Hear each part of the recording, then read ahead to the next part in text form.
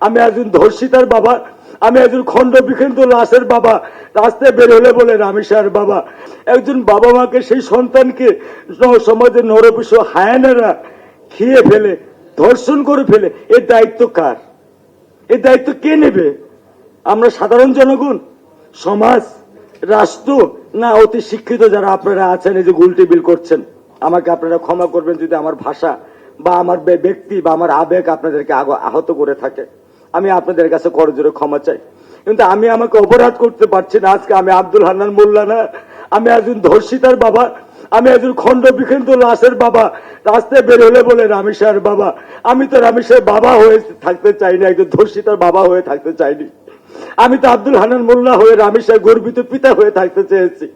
আপনারা আমাকে সেই নাম ফিরিয়ে দেন, আমাকে সেই নাম প্লিজ ফিরিয়ে দেন আপনারা আমাকে। আমি আপনাদের কাছে করজোরে আপনাদের কাছে মিনতি করি, আমাকে সেই রামেশাকে ফিরিয়ে দেন। পারবেন? যদি না পারেন তাহলে আপনারা কি দিতে পারবেন? এমন একটা অন্তত সমাজ ব্যবস্থা দেন যে ব্যবস্থা আর কোনোদিন রামেশার বাবা মাদের বুক খালি হবে না, আর কোন বাবা মা সারা জীবনের জন্য কান্নার পথ খোলা থাকবে না। সারা জীবন তারা জীবনের শখ আহ্লাদ হয়ে জিন্দা লাশ হয়ে থাকবে। আমার স্ত্রী আজকে ট্রমার মধ্যে আছে, আজকে 13 দিন। সে কি বলে, কোথায় যায়, কিভাবে যায়, তাকে প্রতিনিয়ত আমাকে টেক কেয়ার করতে হয়। সে পাগলের মতো হয়ে গেছে।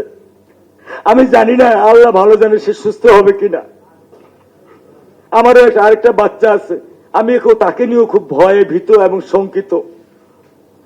আমি আর বেশি কিছু বলতে চাচ্ছি না, বলতে পারছি না। আপনারা আমাকে দোয়া করবেন যেন আমি আমার মনকে শান্ত করতে পারি, আমার পরিবারের জন্য দোয়া করবেন। আসসালামু আলাইকুম।